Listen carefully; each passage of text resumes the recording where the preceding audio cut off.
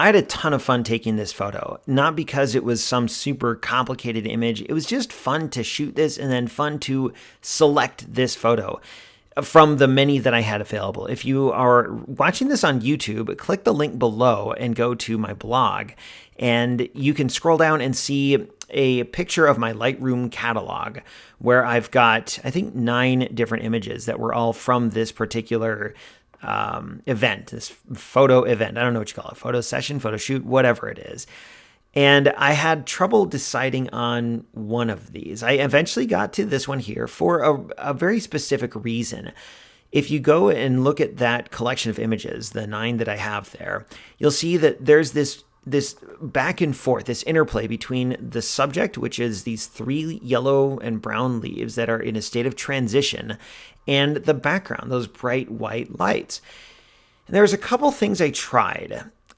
Number one, I tried to get an entire complete composition that was a mix of both the foreground or the main subject and the background. And I wasn't sure how to do that.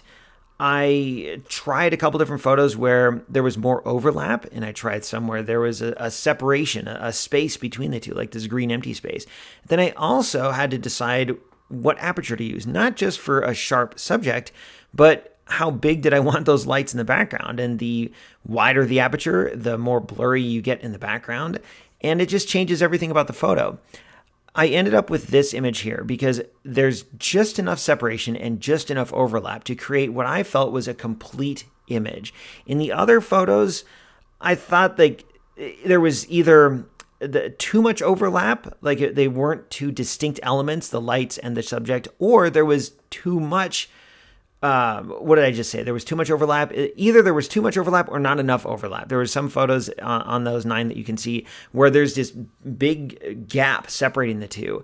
It almost like I couldn't decide whether I wanted the which one of those was even the subject.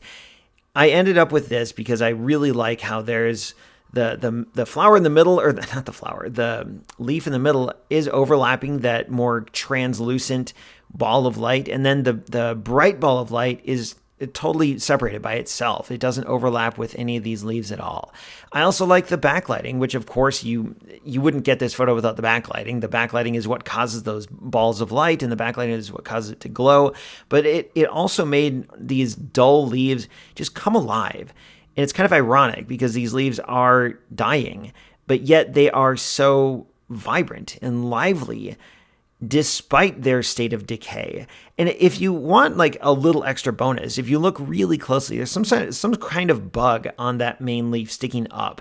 I don't know what that is. Maybe it's dead. I'm not sure. But it adds like this extra little element that I didn't even plan on. And these leaves, by the way, are tiny. They're probably 1 inch from tip to base. So there's 3 of these. They're each about 1 inch. And that gives you an idea of how small we're looking at here. I shot this at f8, which look at the size of that blurry spot of light. That's f8. It's crazy what you can do with a macro lens. 1/250th of a second, 500 ISO. I used auto ISO, and I shot this handheld, so I think I had the image stabilization on. And of course, this is at Theta Pond on the OSU campus. It's been really fun to return back to that familiar stomping ground after a summer of travel and trips up to the mountains and everything else. It's been fun to get back to the OSU and the Theta Pond, where I just thoroughly enjoy taking photos.